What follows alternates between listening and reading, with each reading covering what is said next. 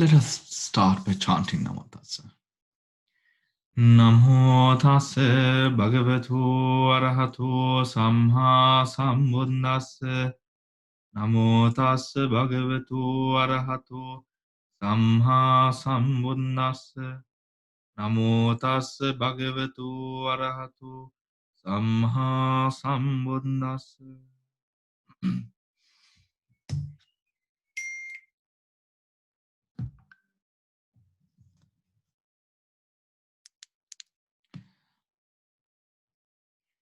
All right. So we are continuing the Maha Sakuludayi Sutra today. What we have done in the previous class is we've gone through the four focuses of mindfulness or satipatthana. I think with quite a decent amount of detail as well. And now today we are going to step into the four right strivings, right? The four right strivings. So we are on page number 212. Furthermore, Uday, the path has been shown to my disciples, practicing which they could cultivate the four right strivings. The four right strivings. Right, which is called the Chatu Sammapadana. The Chatu Sammapadana. Here, Uday, a monk, brings forth desire for the restraint of unarisen, bad, unwholesome states. He makes an effort, rouses energy, applies his mind, and strives. He brings forth desire for the abandoning of unarisen bad states, bad wholesome states, unwholesome states. He makes an effort, rouses energy, applies his mind, and strives. He brings forth desire for the cultivating of unarisen wholesome states. He makes an effort, rouses energy, applies his mind, and strives. He brings forth desire for the guarding or the maintenance of arisen wholesome states. He makes an effort, rouses energy, applies his mind, and strives. Now, that all. Right. Now, the four right strivings or the Chatu Sammapadana are, are states that we've come across in many sutras, and we've sort of gone into with regards, we come across the Sammapadana even on the in the study of the Eightfold Noble Path, right effort, right?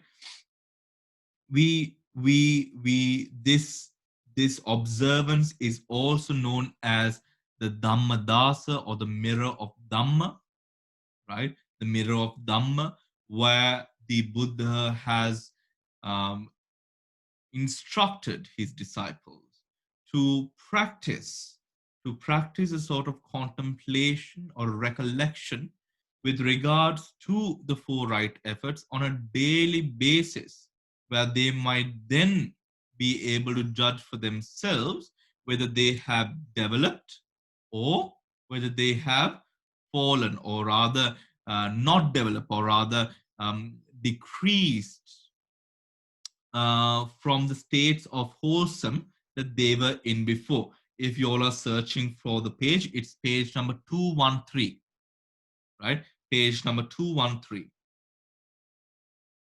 The Maha Sakuludayi Sutta.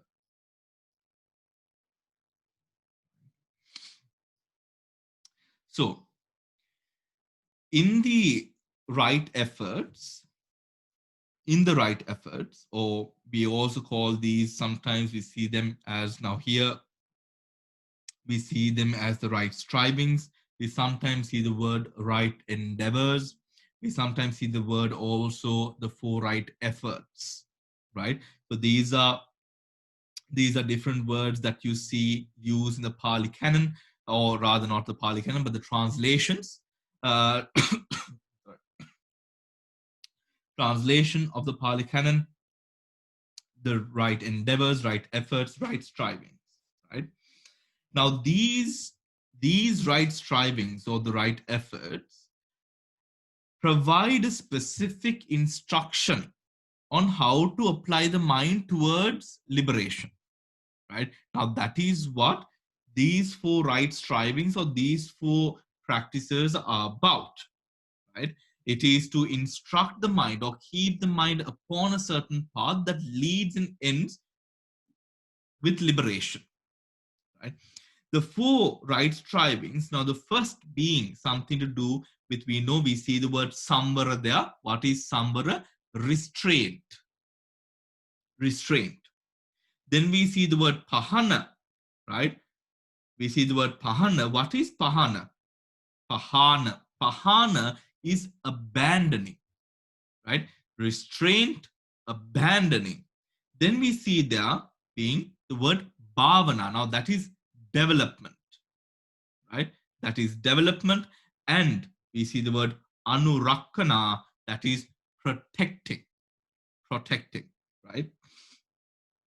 The primary function we see that in the course of samvara or restraint, right, generating the desire for the non arising of unwholesome states.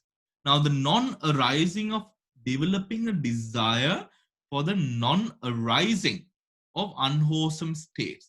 Now, this is as much as we try to develop or we generate a desire to arouse or for the arising of wholesome states in bhavana, here, what the Buddha says is it is very much important, as much as we focus on the cultivation, the development, and the protecting of those wholesome states, we have to also be aware of the states that are unwholesome and also have a desire in mind.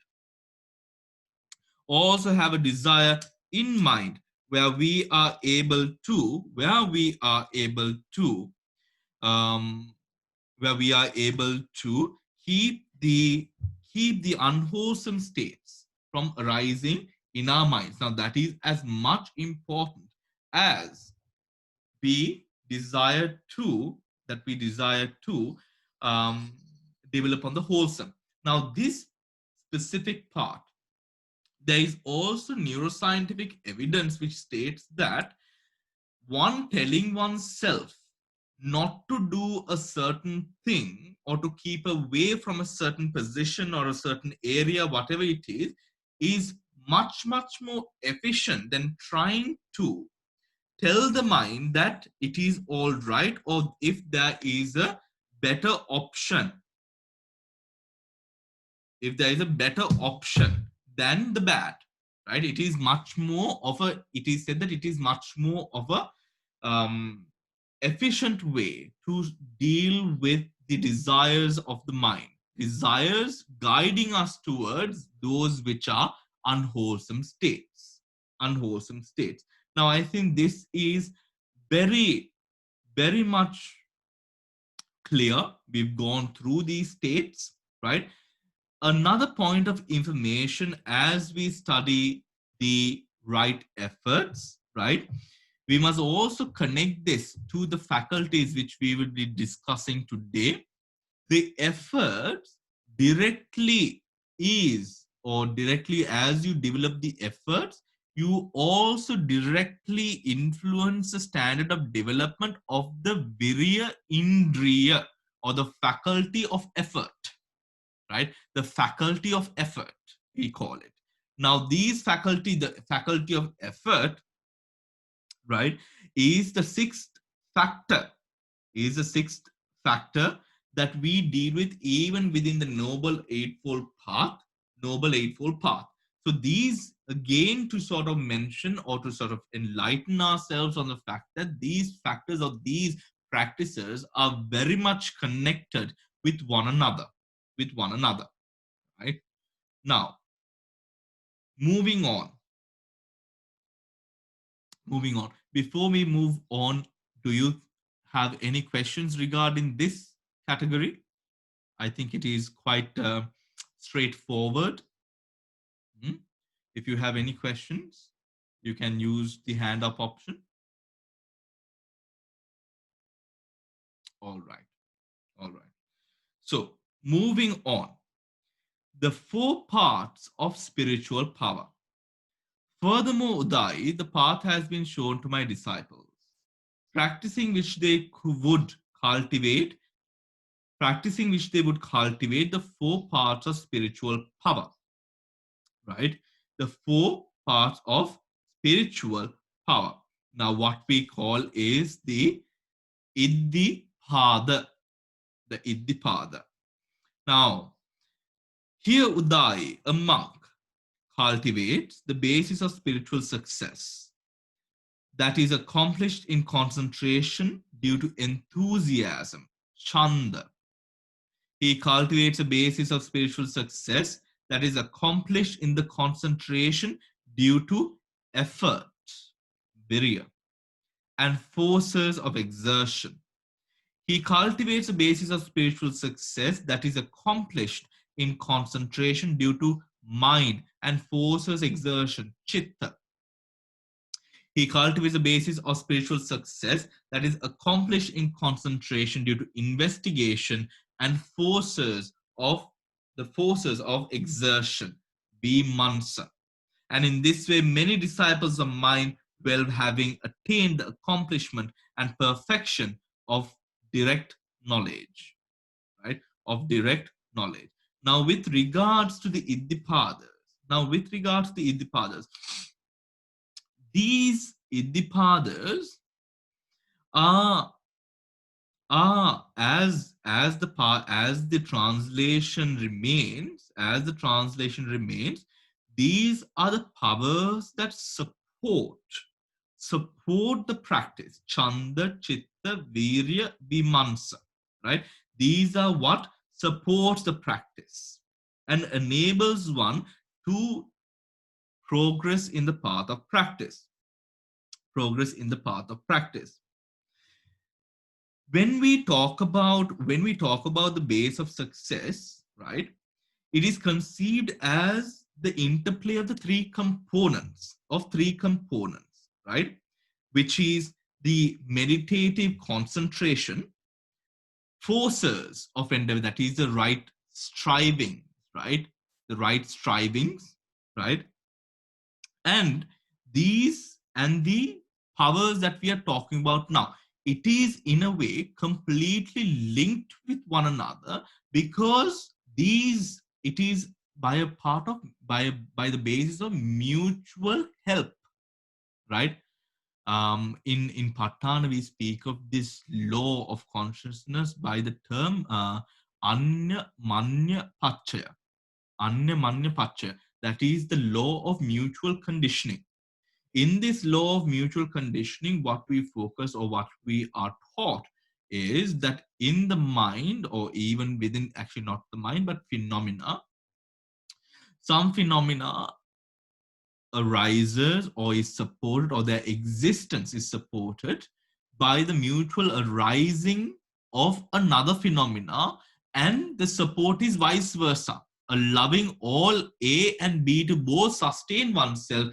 A helps B, B helps A, right? In a way of, so these three components, the meditative concentration, the powers that we have just spoken about, and the strivings that we have spoken about, all operate in a way that it supports one another in the practice. That is why when we practice, as we have spoken about the practice of weeks on weeks now, we always come, or the class is sort of done in a way that I emphasize on the importance of having a balanced practice. You can't just meditate. You have to be able to take care of your family. If you have family, to clean your house, all of these things, there has to be a sense of balanced practice for one to be able to develop. for one to be able to develop. I also pointed out the reason by which many of you might be developing in the Saturday and Sunday class is because your whole routines are now very much aligned. You do your housework, you do your eating and all of that, your gardening, all of that, and then you have your Dhamma work that you're busy with as well these days, and then you have your meditation work. So there is a sort of a beautiful balance that we've also created in a way where we do our household chores and all of that, care for people at home, then we study the Dhamma, and then we have a meditative practice as well. Now, we have to have that form of discipline when it comes to the practice, right? When it comes to the practice. Being too lax is also a problem, because when we are lax, what happens is the potential for unwholesome to arise is more, is far more when you are lax, and when your mind is left aloof. The Buddha always says, do not let the mind be aloof, because the minds, again, because of the captivating efforts of the roots, will always find itself sort of propelling, or rather being sort of um, drawn towards both unwholesome and maybe wholesome as well, but usually unwholesome more, right? Usually unwholesome more. Now, the four bases of spiritual power. Now, the first base, now Chanda, right? Chanda, we know Chanda is, again, it is a mental factor, right? It is a mental factor. And it is through this Chanda, right? To what do we have Chanda when we are, as we are speaking about all of these things to do with enlightenment? Chanda directed, or rather desire directed towards nothing else than the goal of awakening, right? The goal of awakening. Now, this Chanda that we have, now what does it mean? Now, does it just mean that you have a desire to attain Nibbana? No, this is not just the desire to attain Nibbana, but this has to be a powerful desire that drives you towards it, where you will place importance of Nibbana, or the journey towards Nibbana, above anything else. Above anything else. So this Chanda speaks of a powerful desire that we would have directed towards the goal of awakening. Directed towards the goal of awakening. Now, in the goal of awakening, now let us learn from this. What does this mean? Now, as we meditate, when we sit down for meditation, now as monks, what we would usually do is, now what we would usually be doing is, yes, it is being recorded today, Samantha. Thank you for reminding. Maybe actually someone should remind me. Okay. So, as something that we practice in the monasteries, before we sit down to meditate, is the first thing is, some of you might be knowing the Gatha, Kayena Vacha Chittena Hamadena. That is we ask for forgiveness from the Buddha, Dhamma, Sangha for any wrong that has been committed through body, speech, and mind. Right?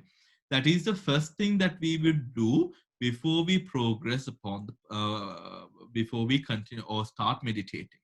This is for one specific reason. Now, it is not to say that because we are practicing meditation, because it is something to do with the doctrine, we ask for forgiveness, so that whilst we are meditating, sometimes you might have heard that voice in your head calling you a hypocrite, the voice in your head telling you that you don't deserve, or you are unable to meditate because you did these things which are wrong, right? It is to get rid of judgmental comments such as those, that we ask for a certain sort of forgiveness through the Buddha, Dhamma, and the Sangha.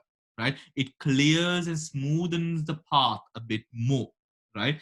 And then the other thing that we would do is we would determine to attain nibbana, to attain liberation.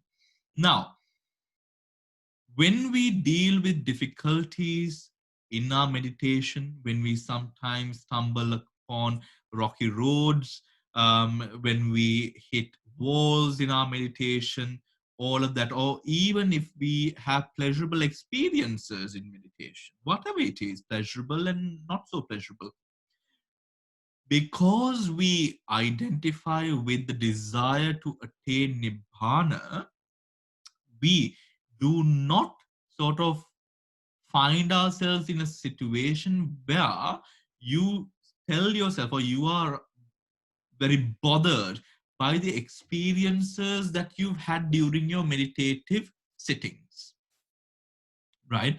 This is because now, even with the jhanas, the absorptions that would arise, even with the other sort of nimittas and what else, what not, all the different experiences that you would have, because of the focus that we have towards nibbana, all of these impediments, pleasures, and not so pleasurable moments are those that support nibbana, those that support the path towards nibbana. For example, let us say that you meditated for 1.5 hours. The first hour was absolutely traumatic because you were going through so much of pain, right? Now, when the mind is focused upon nibbana, first thing, you have so much more strength because you have a proper reason to now be doing it and be going through that that difficulty, right? The second thing is, because it is nibbana that you're focused on, now you're staying within the practice even though it really hurts. Now your the amount of pain that you can go through has expanded, has now expanded, allowing you to go through more amounts of pain, great amounts of pain, and even now not being able to meditate or go through pain without having attachment. Then the pain disappears, right? So the chanda here is a great sort of, sometimes we use the word, when we talk about forgiveness, we use the word radical forgiveness, right? We use the word radical forgiveness. Here, the chanda should be supported by wisdom, right? So it is also in a way a cycle, right? A sort of a flow. The chanda, for us to be able to develop such an amount of energy towards or through desire, we must have wisdom. And it is through this wisdom that we progress upon the path, right? The desire, the desire that we have, right? The desire, that this chanda that we have, I have spoken of this chanda before, where this chanda is not a craving. The desire that we are speaking of here is not a craving, because the foundation necessary for it to be a craving is the accumulation and lengthening of our samsaric journey. Here, because the chanda is about the desire to get rid of or to reach a state of liberation from our samsaric journey, it is not a hindrance to concentration. It is not a hindrance to concentration. And that is an to important fact to note. Chanda, this desire, is also a valuable impetus for patience, right? This chanda allows for the development of the Shastriya parami, we call it, or patience, the parami of patience, or the perfection of patience, right? Because when it is because of the chanda that you allow yourself or keep on meditating whilst you go through pain, it is because of chanda or desire to attain liberation that when certain experiences of, for example, absorptions or counterpart signs or signs when such experiences are so pleasurable, we let go of those experiences in order to flourish, right? In order to flourish in the path, hoping that we flourish. We let go of even pleasurable experiences to flourish. Now that is all done through chanda, and chanda enables is a absolutely vital factor for the development of patience, of the development of patience. Then we have the virya, right? The virya or the strength, right? The strength that we exert, right? The strength that we exert. Now, in terms of even, we have something which is said to be uh, the factor of predominance, right? The factor of predominance. Now, now the factor of predominance is spoken of in again Patana. The factor of predominance is, now, for example, if we take the four bases, right? Now, let's talk about a senior meditator, right? A senior meditator would have developed these four levels, or these four bases of power to a certain extent. To a certain extent, not to say that they, just because you meditated for a couple of years means that you have so much of development. No, but to a certain extent, they would have developed. Now, although the four bases are developed, there would be one base out of the four that reaches a state of predominance, right? Like, for example, some of you are very bad at imagining, right? Because you're not very visual, but you might be able to develop objects that are auditory, right? And then those which belong to the other sensory bases, right? Likewise, even within the development of these factors, now, even if we take the Panchasila, right, we might have one precept that we sort of find a stronger strength with, right? Now, this is called a factor of predominance, a factor of predominance. Now, in a factor of predominance, one of these four powers reaches a state of predominance over the mind. Now, when this happens, the samadhi or the concentration that we develop, the samadhi or the concentration that we develop is somewhat connected to that respective factor of predominance. For example, we sometimes call chanda, and the samadhi that we, if now the chanda was a predominant factor, we call it chanda samadhi, right?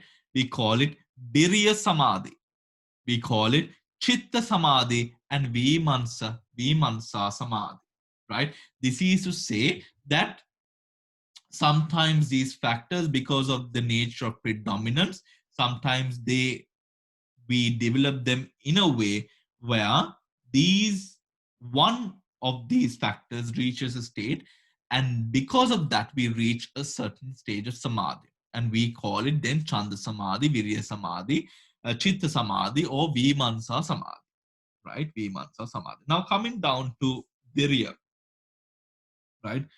Virya. Now, when this virya, this strength, the concentration gained by means of strength, right, is a is a how can I put it? Is a part of practice where has to be balanced out properly. Has to be balanced out properly. If you put too much of it, you can become restless. If you put too less of it into the concoction of mind, then you can grow lazy, right? So with that, this virya, this strength that you put into it, right, put into the practice, you have to reach a state of balance, and that balance comes along with again wisdom, right? Through experience, through understanding, through the polishing up of the mind, through the polishing up of the mind. Now, I remember in the early stage that we used to start meditating, you know, it would be for a couple, for maybe the first week, we would fall asleep very often, right? We would fall asleep because why? It's not that we are very tired or anything like that. It's more of the fact of not being able to balance the virya, or not being able to balance the effort or the strength that we exert to the practice. So what happens? We go too much into it, even sometimes not being able to balance samadhi, right? Where we become too focused and we feel a drowsiness, right? So because of that, what sometimes now the younger monks are asked to get up, or we have a timetable that we are asked to follow, where we get up every hour and we walk, do a bit of walking meditation, and then sit back down and sit back down. This is up until you can find your sort of ability or skill of being able to balance the focus, balance the strength, balance the samadhi, and all of the other factors which aids in meditative development. So please remember that it might not just be because you are tired. It would probably be because we are mostly unskilled, not too skilled in sort of this finding this balance, right? But when one does find this balance, one is able to, right? One is able to overcome obstacles, right? Overcome obstacles. When virya is exerted at the right amount, it also has an empowering nature over the rest, right? That is what Viri is for, to empower the practice, right? To empower the practice. It also enables, as we empower the rest, that allows for the cultivation of wholesome factors and allows us to maintain our achievements, to maintain our achievements, right? Now, even now, these points of Dhamma, this is not only for meditators. Now, if it is taught properly, now, if it is taught properly, well, this could very much apply in a very corporate climate as well. If we can apply it in a very corporate climate. This can be applied in weight loss. This can be applied in many different areas, because these are ways that the mind is empowered, basically. If you look at it after we study it, if you look back at it, yes, it is ways that we empower the mind, ways that we strengthen the mind, right? And it is through that strengthening and empowerment that we are able to of reach a state of samadhi, reach a state of higher bliss, reach a state of higher consciousness, right? Reach a state of higher consciousness. Then we have chitta samadhi, right?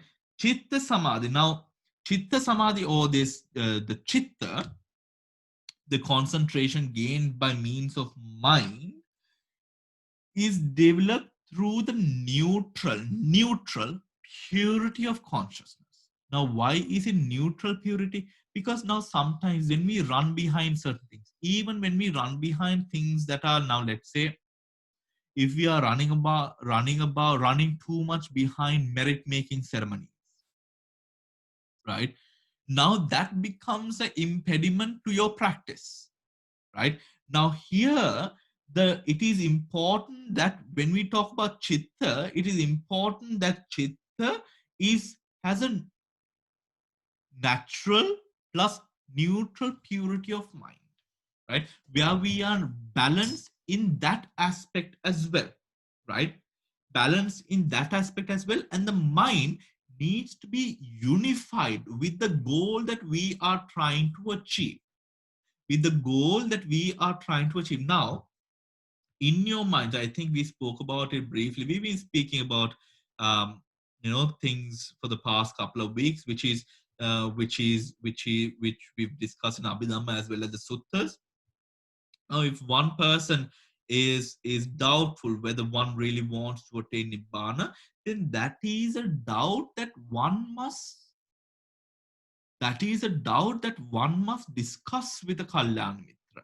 That is a doubt that you have to call me for, or another monk, and then just discuss it, not to keep it inside of you, right? Because when such doubts arise, now you take chanda, desire, and will take chitta. Now, how can chitta and chanda unify when you are having doubts whether you should attain or whether you really want to attain? Now, this happens. Now, let's put aside attainments of nirvana.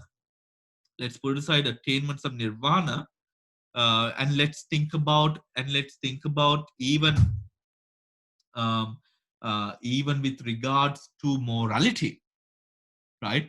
Or even with regards to a diet, right? Even there, if the mind is not unified with what you actually want to do, you will fail.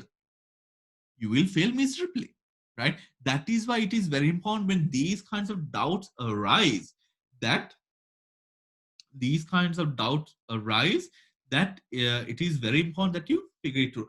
A story actually of a very close friend of mine, who was also Sri Lankan, and he was hell smart, right? I mean, he was as smart as it gets. I would with no doubt say he's smarter than Venerable Naoni Ari Dhammatero, right? He is, oh my gosh, he's something. But I don't think he'll live for long. But but because he does have some, but he's very young. He's younger than me. Very smart. He has a beyond has a capability to memorize beyond any person's ability that we've seen. He's able to memorize 30 pages today, memorize another 30 pages tomorrow, while also keeping in mind the 30 pages that he memorized today, right? And at the moment he is in Burma, and he has done exams in Burma that no other Sri Lankan monk in history has been able to finish. Within the first year of his time in Burma, he was able to become the first in the government national exams of Dhamma, and become the first whilst writing the examination in Burmese language. So you can imagine how skilled he is, right? The first year that he was in Burma, right? So so we were just blasted away. We're like, what? How is he doing this? because most of the other Sri Lankan monks, including myself, we were struggling with the Burmese language the first year, right? And he was writing national exams the end of the first year, and also becoming the first in the district, right? Whilst that is competing with the other Burmese monks, right? So uh, he's a very talented and skilled monk.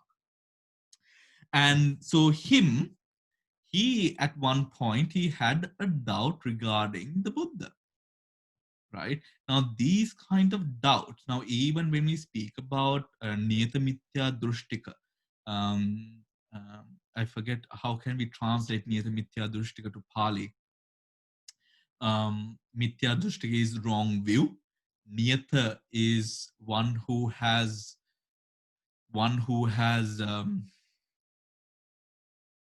okay, so if one of you can remember the way that we translate Niyata Mithya Drishtika, let me know. So one who has sort of become a foundation, or has become firmly fixed in the wrong views. That is what it means.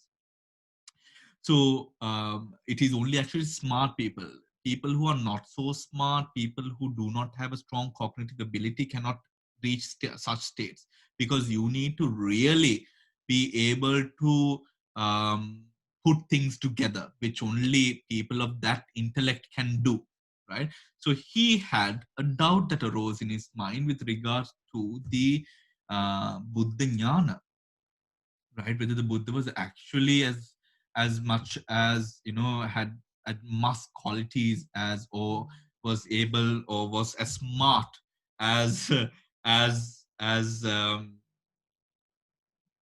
as the books relate him to be. And this was bothering him so much. This was bothering him so much. And I remember he would come to the university. This was the time that I was in university. And he would come to the university and just talk with the sort of the elderly monks regarding this. And somehow he found the ability to sort of, dismiss it and get rid of it through, of course, you can't just get rid of some such doubts. You must think, you must, learn Dhamma knowledge, all of this, and you have to, it's a almost another reprogramming of mind. So when, if such a doubt arises in your mind, please do not keep it with you. Discuss it with a Kalyan Mitra who has the knowledge, not a Kal. Don't discuss it with people who would be who would be digging you into or putting you into a deeper pit, but discuss it with people who can really help you and come out of it, right? And come out of it. Now, that is very important to note. And because whilst you're in the practice, the mind can take different trips and turns. And it is very important that we keep to the practice and, of course, not develop such sort of tendencies of wrong view. Now, the other, Chitta Samadhi, and then the other is Vimansa Samadhi, right? Or rather, Vimamsa. Now, this is the type of concentration, right? Because we are talking about the concentration gained by means of investigation, right? This kind of a concentration, when we say Vimamsa, investigation, right? This is a type of concentration that we get through, or that which is obtained by sustained and penetrative, insights regarding mental and material phenomena. Right? Now, for example, when we do Vedananupassana, or the contemplation of the sensations, we develop, when we go deeper into the sensations, when we go down to the breaking down of the mind and the body, right? We develop a sustained and penetrative insight, right? Or investigation into the mental and physical phenomena. This is the concentration that you derive from that specifically, right? This is the concentration that you would derive through that sustained and penetrative investigation, Vimamsa, right? This concentration, now Vimamsa is very much connected to the three characteristics that we practice. Because how do we break down, or how do we investigate, or in under what light do we investigate into these mental and physical phenomena? We investigate it under the light of impermanence, suffering, and non-self. Also, it could be the foulness of things, right? Now, when it comes to things such as food, corpses, the body, lust, the foulness, right? The changing nature, the nature of the mind being unsatisfied by certain things, and where we try to sort of quench the thirst and fires of our existence, right? The unsatisfactory nature, right? And the sort of the anatma, or the emptiness of certain phenomena, the emptiness of certain things, right? For example, clinging on to a house, right? And sort of, sort of clinging on to the house and making your whole life sort of around a house is something which is intrinsically, it doesn't mean anything. What does it mean? Why are you trying to cling on to your house? If this is something that you will leave behind, why can't you travel? Why can't you see other things? Why can't you develop your meditation whilst, of course, using the house as a base? But clinging on to the house and becoming sort of overly attached to it becomes now seeing the emptiness of things such as that. Now those things comes under this Vimansa that is spoken of. Now this also discerns now the causes and effects of things. We go deep into the cause and effects of phenomena through this penetrative or sustained investigation that we have, or the concentration that we derive from this. Also, please understand these samadhis. Now, for example, you cannot now, you might use similar ingredients when making an icing, but The moment that you add a flavor, you can't turn lemon custard into a vanilla icing. You can never do that, right? You can't turn a French dressing into a butter icing, right? You can, why? But it's similar compounds, similar nature, similar elements, but you can never change it. Similarly, now when you have Chanda Samadhi, it is difficult to change that into something like Vimansa Samadhi or expect a return such as Vimansa Samadhi, right? Now there are flavors of this Samadhi that arises. Now, for example, we know that venerable that certain buddhas, they arise through the effort attribute, some through the wisdom attribute, right? In that way we have buddhas that arise through these different attributes into the world, right? This would also, their characteristics would also be defined by the way that they strive as well, right? In a similar manner, this samadhi that arises can lead you to places that are different from one another as well, right? The speed, the direction, all of that can be somewhat different from one another as well. So this Vimansa Samadhi has a more sort of wisdom-led, penetrative sort of edge to that sort of Samadhi compared to sometimes the Samadhi of the Chanda Samadhi, right? But now, now we have certain qualities that are stronger than others. Sometimes your intellect, more than your intellect, your passion, your meditate, the passion that you have to meditate, the desire that you have to attain nirvana might be stronger. Then go for Chanda Samadhi or that kind of a route, right? So just because you think, okay, this is the greater, Vimansa Samadhi seems more sort of viable or more stronger. No, go with something that your heart can relate to. Because here, remember, these are ways that you keep yourself motivated, keep your energy going, and these are powers. These are powers. And when you come to a particular stage of power, and if you want to now go deeper, now you can. Because now you have a strong stepping stone, which can be any one of the other samadhis as well, concentrations as well, right? Concentration as well. We can reflect now with regards to Vimansa Samadhi, we can reflect before, during, and after certain patterns of conditioning as they arise and pass away. Now we can see the whole body of phenomena, the before, middle, and ending of these phenomena, and we attempt to go deeper. That is what we do. So this actually, what this base of power does is it gives you strength by means of the wisdom aggregate more, right? But that does not mean that there is no wisdom in Chanda, Virya, and Chitta. There is wisdom there, but here wisdom is a predominant factor within investigation, within investigation, right? Within investigation. Now that is what we refer to as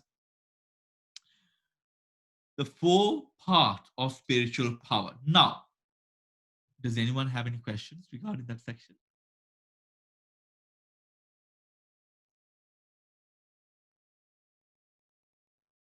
Okay. I think these are quite straightforward, right? These are quite straightforward. And then now we have the Indriyas, right? Furthermore, Uday, the path has been shown to my disciples. To those of you looking for the page, it's 213. Furthermore, Uday, the path has been shown to my disciples, practicing which they would cultivate the five spiritual faculties. Here, Uday, a monk cultivates a faculty of faith, leading to peace, leading to self-awakening, Sadhindriya, cultivates a faculty of effort, leading to peace, leading to awakening, Virendriya, Cultivates the faculty of mindfulness, leading to peace, leading to self-awakening, Satindriya. Cultivates the faculty of concentration, leading to peace, leading to self-awakening, Samadhindriya. Cultivates the wisdom, faculty of wisdom, leading to peace, leading to self-awakening, Panindriya. Panindriya. Now, the Indriyas, right? The Indriyas have a controlling influence over the mind, right? In one way, it is to keep balance, keeping it balanced. Now, faith and wisdom balance each other out, right? Energy and concentration balance each other out as well, right? The strength of mindfulness determines this, the refinement of the balance. Now, sati, mindfulness, please look at the sutta to just go through as I'm telling you and make notes. Faith and wisdom balances them, energy and concentration balances each other, and the strength of mindfulness polishes and refines this balance, right? Polishes and refines this balance. That is the first way in which the indriyas have a controlling influence of the mind. The second way that the indriyas have a controlling influence over the mind is by keeping it from falling prey to the opposites of these faculties. Now, these faculties have opposites that are that can be damaging to the practice. Now, for example, we have Sadhindriya. What is opposite of Sadhindriya? The faithlessness, right? Why should we have faith? Why should we be revering something else? But we misunderstand ourselves. Now look at people who are not having a religion or something like that. Do we not have faith in someone or something? We have people who have devoted their lives to their organizations, their firms, their works. They have faith in that and they believe that that will bring them happiness. Isn't that a sense of faith? When you were in college, university, studying to be an engineer, a doctor, a business major, whatnot, didn't you have a bit of faith in your industry, thinking that you will get a job, you will do good? Isn't that a bit of faith? When we are growing up, didn't we have some faith in our parents, that our parents would protect us and guide us? Right? That is faith. When you take a woman or man in marriage, a person in marriage, don't you have some sort of faith in that person, right? To sort of say that I will be with you till death does us apart, right? Now, this is all faith, right? Of course, then what we use is trust. Now, when we talk about our partners, our friendship, our work, now we change the word from faith to trust, right? To make it sound a bit normal, but it's the same thing, right? It's the same thing. You trust in something. Now, what the Buddha says here is trust something that doesn't break your heart, that doesn't break your confidence, that empowers you to become a better person, right? Empowers you to become a better person. That is what now this faith is. Now, when faithlessness arises, now that is where you don't trust in yourself. You tell yourself, for example, I'm going to keep to this diet. I'm not going to eat this, and this. One day into the diet, or a couple of hours into the diet, you are you are miserably failing. You see a packet of biscuits. Now the packet of biscuits starts talking to you. Uh, starts winking at you as well. Right? Now that likewise, right? Because likewise, this faith strengthens us, gives us the security that you need, and also tells you that you deserve the best. Right? Not in a manner that you're spoiled, in a manner that there is self-love and self-respect, right? So this balance, and also keeping it from praying prey to the opposites of the faculties. Now, the opposite of faith would be faithlessness. The opposite of energy would be indolence, right? Being indolent, right? The opposite of sati would be heedlessness, would be heedlessness. The opposite of samadhi would be agitation. Now, samadhi is something to do with calming down, being zen about something, maintaining yourself upon an object. And the opposite of that is agitation. You're agitated with things that arise, right? You're agitated with things that are arising. So, for example, if you think of yourself as a person who gets agitated, if your child is a person who gets agitated, get them into, or try to get them into a spiritual, not a spiritual, but more mindfulness practice, right? Now, these tells us on how to deal with personalities as well, right? To deal with personalities as well. Now, what is now agitation? And then what's the last? Panya. Now, that's the easy one. What is the opposite of panya?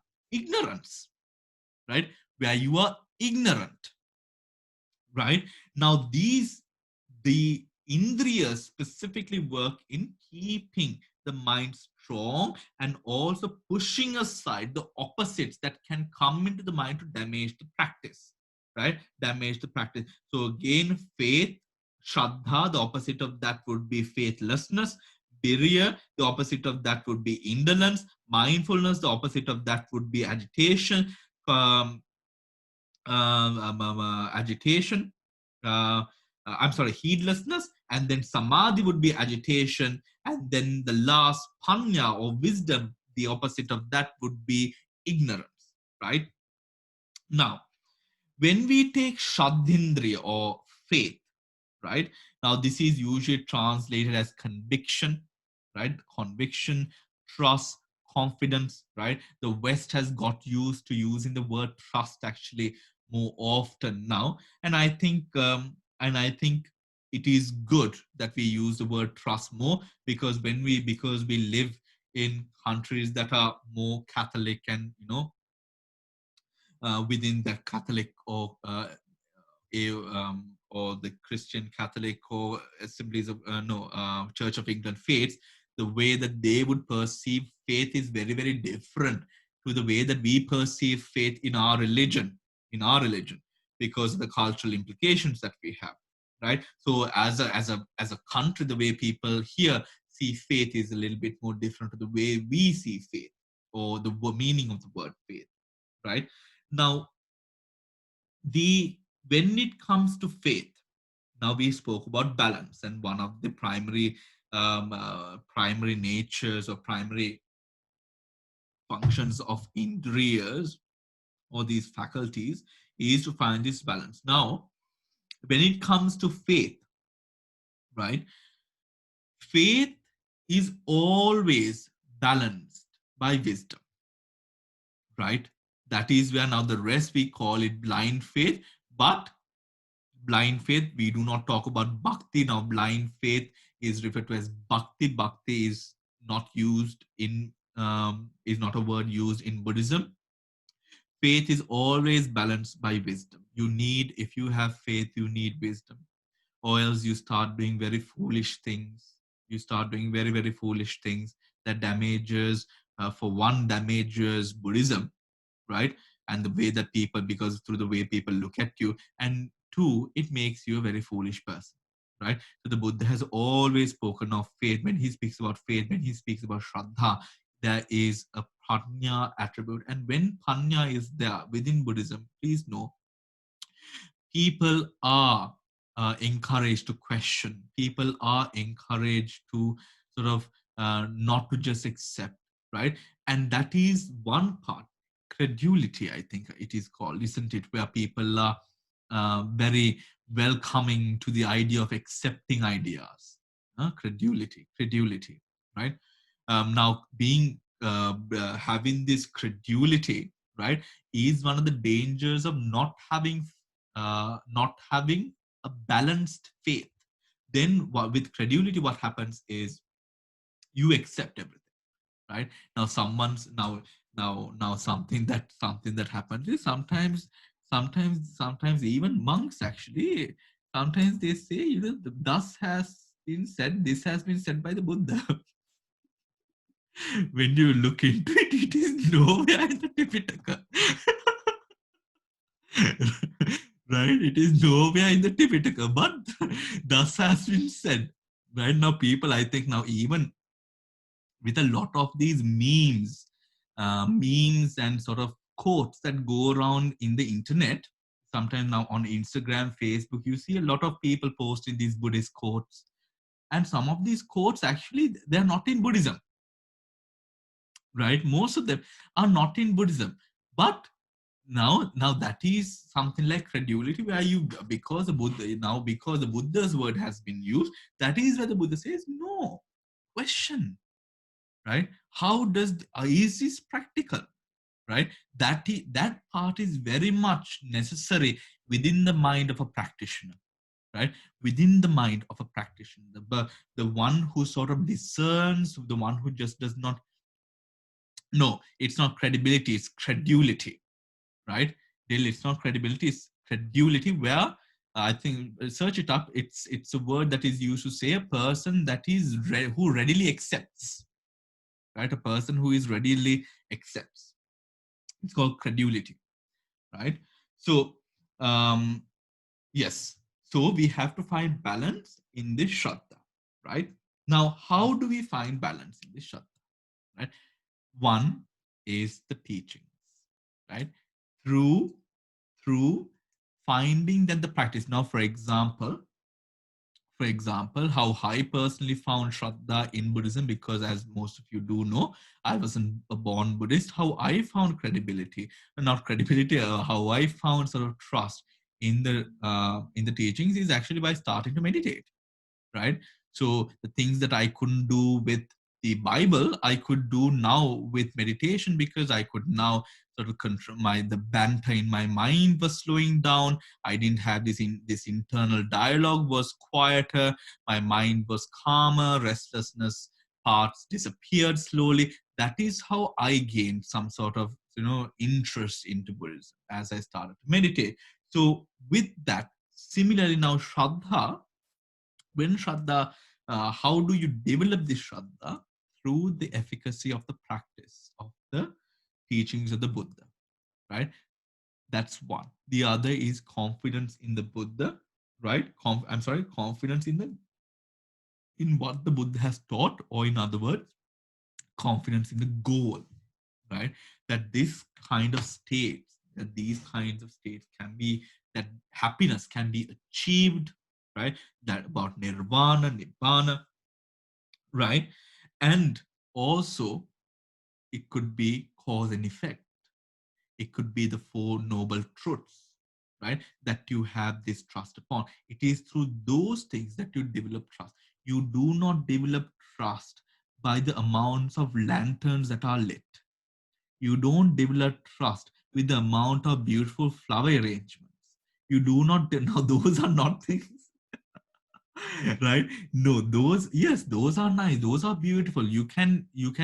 Those things can support the Shraddha that has been developed with Prajna, that can be supported. Now we offer, now, some monasteries, they don't hold back with regards to the flower arrangements and, all of these things. They don't hold back. They are very flamboyant, and they spend a lot of money with regards to these devotional practices.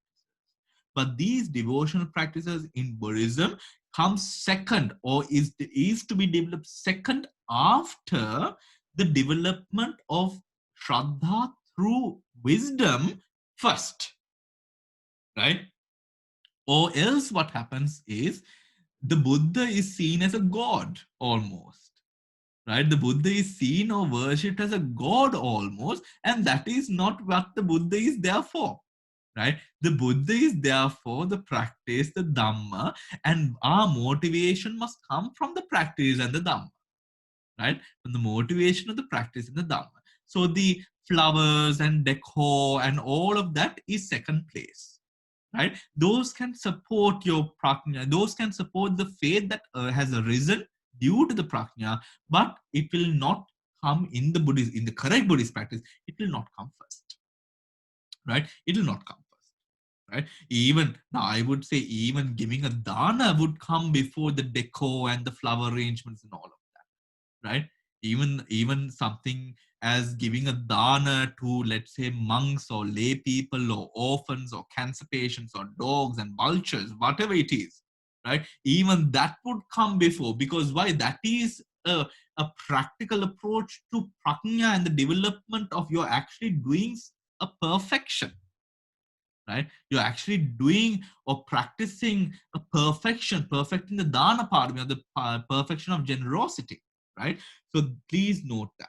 Please note that we have to become wiser. We have to really. That's the only way that we can really offer uh, offer offer something which the Buddha would actually appreciate. Our practice, right? Our practice. But that does not mean, always remember, now, for example, the Buddha in the Maha Sutta, the Buddha has spoken of the reasons that he was so good looking, the certain not the reason that he was so good looking, but the reasons that he had all these pleasant attributes in his body, and those attributes have come through practice, as well as the generous donations and the decor and the offering of perfumes and all of these things as well, right? But as practitioners, we, of course, we have both, right? You will never eat the same dish every day.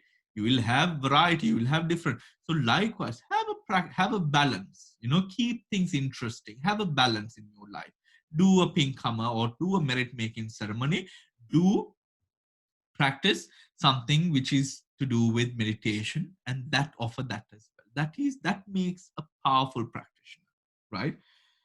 Now we go into virya, right? Now virya is effort or strength. Sometimes it's translated as strength as well. And virya we have spoken of. Now excessive energy leads to restlessness, right? And virya is balanced by concentration, which is samadhi. Virya is balanced by samadhi or concentration, right? Now, how do we practice or practice or develop our virya? By putting effort into the practice, right? Putting more effort into the practice, and also the skillful effort in managing neither too lax, neither too rigid, right? Now, the effort that you put into finding that balance also strengthens the effort, if you understand what I mean, right? Strengthens the effort. Now we go down to now we go down to now because now we go down to mindfulness. Now mindfulness, sati, right? Now sati is balanced on by sati balances, actually it harmonizes and polishes up the balances that we get from the rest, right? Awareness, mindfulness, sati polishes and harmonizes the rest of the factors or the faculties, right? That is the duty of the mindfulness, right? Harmonizes it, allows it to work together. You draw parallels, you are able to work together now. And this, how do you develop this mindfulness? First thing is directly clear awareness. Mindfulness should be developed, or how it will be developed further is to clear awareness, right? The second way that mindfulness is developed is being able to engage with the object without distortions. Being able to exist within an object without distortions, right? Or distorting interpretations as well. Because now, what does a distorting interpretation mean? Now, distorting interpretation is judgments, right? That commenter in that judgmental drama king or queen inside of you, who keeps on making judgmental comments or trying to really be a commentator, like at a football or a baseball stadium, right? That fellow, quieting down that fellow is what is done by sati, mindful, right? So what then happens is that then all that internal dialogue disappears and you're able to really stick on to and be with the object in a more calm, stable manner. And because of this, what happens is you harmonize, you connect with the rest of the faculties. And then we have concentration. Now, concentration, excessive. Now, there is something called excessive concentration. When you have excessive concentration, now this can be now sometimes when we sort of assume now when we close our eyes, we have a silhouette of light almost all the time if we are not in a dark room, right? Because of this sight that we have, we sometimes assume that the mind is somewhere here, right? That everything is processing around here, right? But that is because of the silhouette of light that we begin to sort of the silhouette of light that we see, right? The silhouette of light that we see. Now, when you focus upon that point, right? Now, sometimes we see, or rather I see now, you might have noticed now when I do guided meditation, I do not close my eyes. I am actually watching you all through the cameras, right? Right? And that tells me where you are. So I will watch how your eyebrows are. I will watch how your cheeks are. I will watch whether you're sort of, you know, and that will tell me what I know exactly where you are as well, right? So the guided meditation I change according to the way that your facial expressions, the way that your body is. If you're I feel that you're dozing off a bit, I will change. If your posture is incorrect, I will change. Now, in that way, that is probably a reason why the guided meditations are so good. And it's sort of because all of you, believe it or not, all of you go through very, very, very similar stages. You're not very different from each other, right? And this might be, of course, this can be the temperature, this can be the economic climate, this can be many of the different things, I think. But most of you all go through very, very similar things. Of course, some of you are much, much more developed than the rest. Also, that is also there. So, so I focus on the people who have their cameras on, right? That is my trick. So actually, I'm a kind of a creep.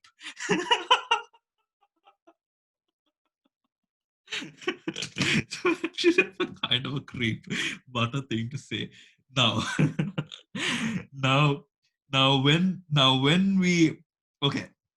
So when you sort of focus too much, I can see that you're coming forward, that you're leaning forward, right? And at that point, I will bring in a way that to relax the mind, right? So then what happens is a samadhi is balanced and you go back again, right? And it is quite interesting. It is actually very, very interesting to see how these different, actually, this is why I'm so happy that I actually did my hypnotherapy training. Because in the hypnotherapy training, the best thing that I got out of it is how to use words and how these words are interpreted by the brain, right? And it has really pushed my skill of guided meditation really up, right? Because it really teaches you what these words mean and how, what words to use, what words not to use, right?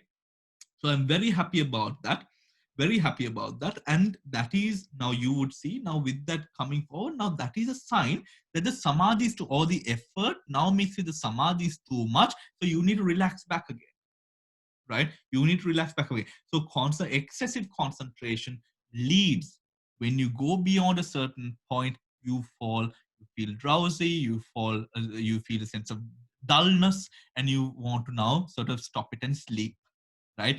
Sometimes now when you develop in your Chittanupassana, you will also notice when you are going further, becoming more, you at once a thought arises in your mind, now it's enough, now now it's enough, I hope it stops now, now that is the dullness, right? And you connect that with the body and the mind at one point, right? That is the dullness. That is when your samadhi, it's not that you're not tired, it is just that your samadhi is too much. Now you back it down a bit, right? Now you back it down a bit. Now leads to dullness. And it is always, samadhi is balanced by energy. Like I've just mentioned, samadhi is balanced by energy. Now, how is samadhi? How do we develop our samadhi? Right? is by one, undistracted focus. We try to keep our mind without distraction, right? Effort. Then the other thing is unification of the mind, connecting with the goal that you are. What are you here to do? Right? Are you here because you're jobless without anything to do at 7 o'clock in the evening? Are you here because you really want to? Are you here because are you here because you really want to know the Dhamma? Are you here because you want to meditate? What is unify with that reason? Right? Are you here because you're going through too much of stress and Dhamma calms you down? Unify with that reason. That is all right as well. Unify with that reason. And that will allow you to get the best out of what we are offering. Right? And really put your mind, really put your butt into it, right? Into the practice and go along, right? Then we have Panya, wisdom, right? Now, Panya is sometimes now you call it uh, wisdom. Sometimes we call it discriminate. We call it discernment, and even actually discrimination also, right? Sometimes now this discrimination. Why the word discrimination is used is to sort of discriminate between objects to sort of gain greater detail. It is not a word that is used most frequently, but it is still used, right? In different translations. In different translations. In different translations. Now, excessive wisdom. There is something called excessive wisdom as well. Now, excessive wisdom is not knowing too much, not knowing how to focus your wisdom. Right? Not knowing. Now, in Sinhalese language, we say sometimes we panditya. Right? We say panditya. Now, why? Now, what kind of person would we call panditya? Right? A real pandit. Right? A real pandit. Now, what in now the Indians, if there are any Indians here now, that is a word of reverence for them. Veneration, he's a pandit, But in Sinhalese language or Sri Lankan language, when if you are to say, he's a real pandit, that doesn't mean something which is good. It is a bit too overbearing. Actually, it means that you're a bit overbearing, right? Now, what kind of people do we use this term to? People who sometimes don't know the right place and time of sharing information, mostly, isn't it? Sometimes you are overbearing with the information that you're producing, right? Now, it is actually in a way, it is very similar. This is very similar to what this excessive wisdom is here, right? It is very similar. It is very funny, but it's also very similar how this sort of draws parallels with this wisdom, excessive wisdom here. Here, what happens is excessive wisdom is you become cunning, right? Excessive wisdom, you become cunning. Try to cheat the mind, to sort of adapt to sort of cunning practices where you try to sort of brainwash yourself that you did not do something, or that you're a good person, or that sometimes now something that I've seen within practitioners, no shade, but just bring it out so that we are aware. We do not always think about impermanent suffering and non-self, right? We don't always think about it. We should be, but we do not always think about it. Now, but when another person is going through something difficult, right? When another person is going through something difficult, and because you don't have the necessary effort, the movement of mind to help that person, now you contemplate on anicca dukkha anattma. Right?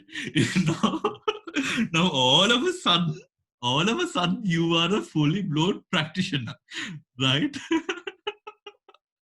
Now you are only a practitioner when that other person is having difficulty, and you don't want to exert that amount of effort to help. Now, this is what we are talking about. Now, that is not the quality of a person who reaches nibbana. Now, this is why this balance, this understanding, compassion, all of these things, right? Yes, we have helped people and we have fallen in trouble, but that is no reason for you to stop helping, right?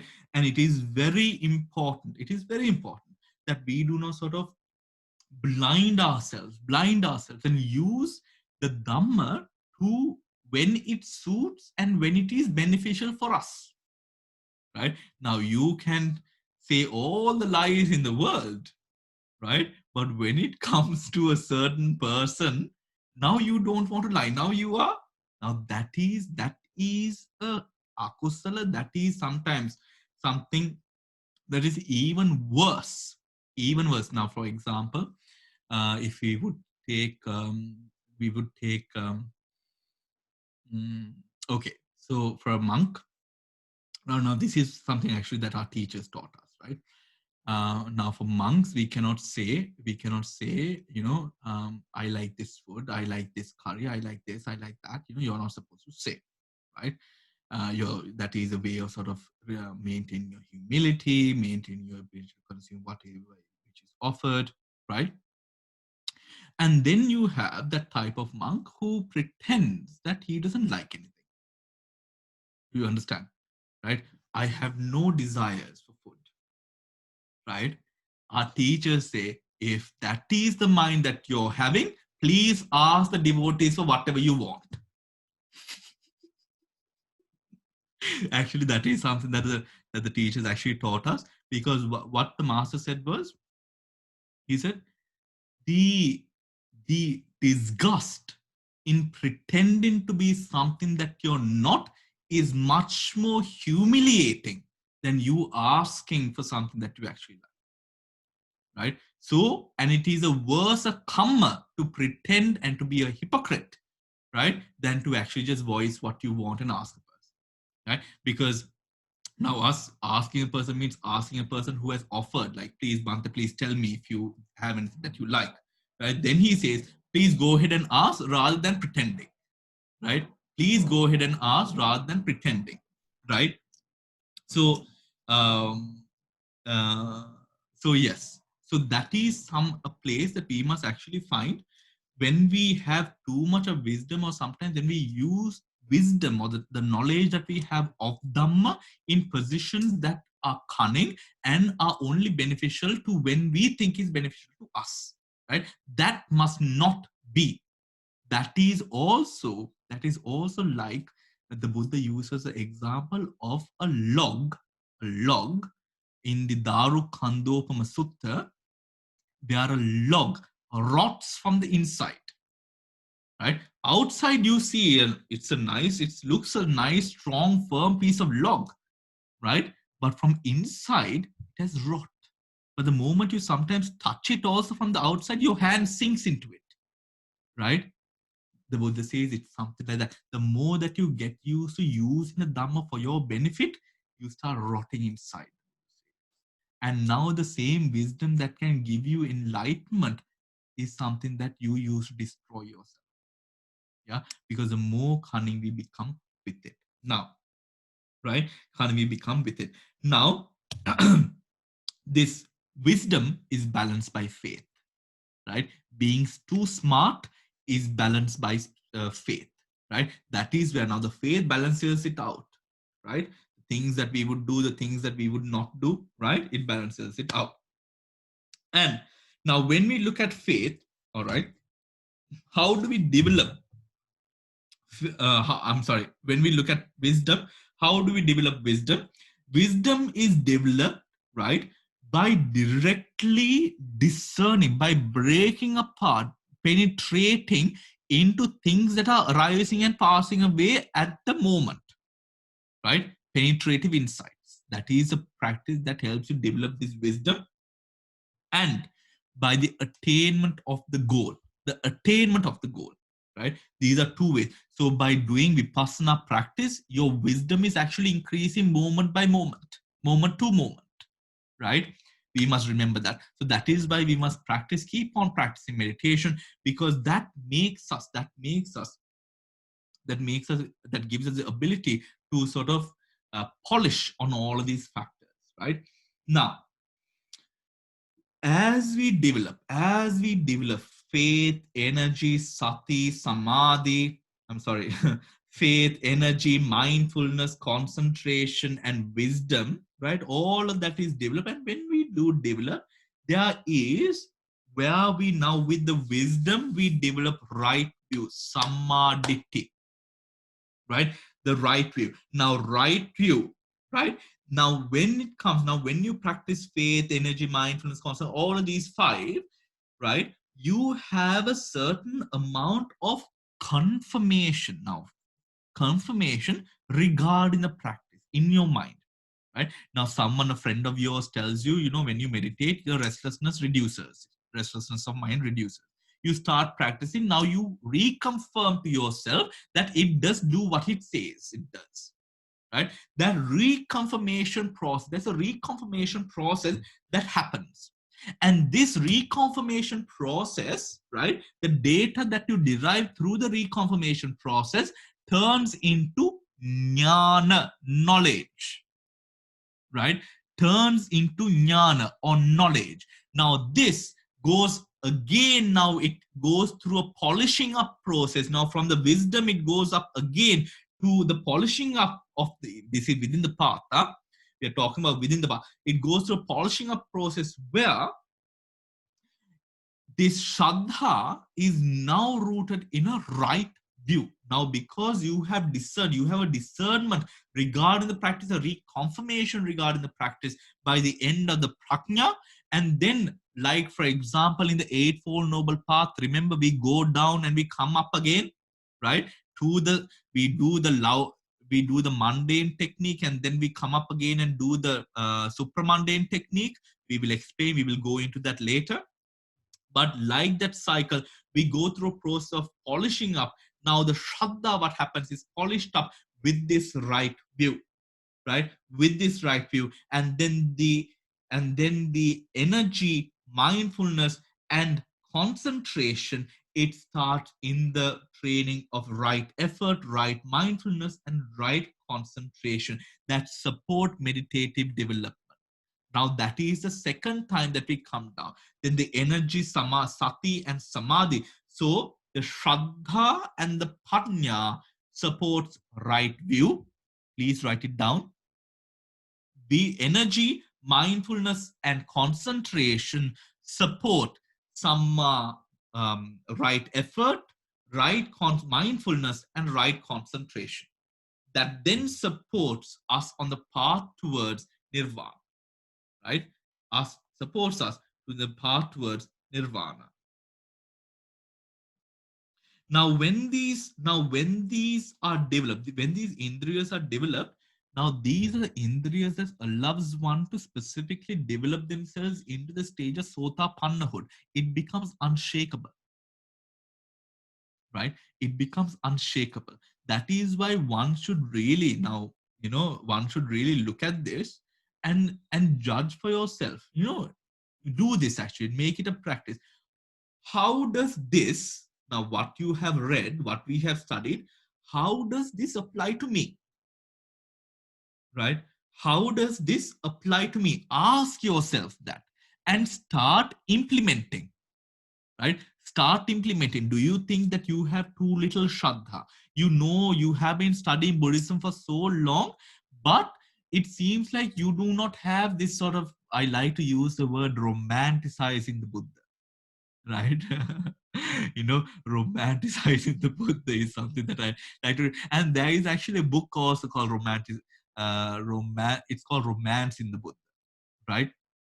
It's something, this is in a way falling in love with who the Buddha was, what the Buddha stood for, the practice that the Buddha taught and preached to us, right? So in a way, if you feel that you don't have that connection, now try to develop, the Dhamma path. You can, well, then when you realize this, what can you do? You can maybe start lighting a lamp, maybe you can lamp in the house. Maybe you can start by, for example, doing a bit of buddhanusati, or the recollection of the qualities of the Buddha, right? Now in that way, try to see how effort, if it is effort, how am I lackadaisical, how am I lazy, how am I lagging in the path, right? And then address those shortcomings in your practice. That is the way that we will sort of grow stronger. That is the way. So that is all that we are doing for today, right? That is all that we are doing for today. If you have any questions, you may ask questions now. I'm going to allow you to unmute your mic if you want to.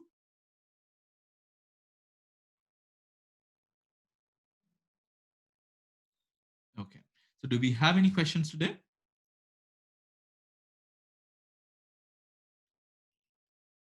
I think we don't have any questions. So maybe the class was quite clear. It was actually quite straightforward facts, wasn't it? Okay. All right. So then I'll see you all tomorrow. I see you all tomorrow. I mean, the ones who attend the Abhidhamma class tomorrow, and I wish you a pleasant time of practice and a good rest of the evening. I'll see you all tomorrow.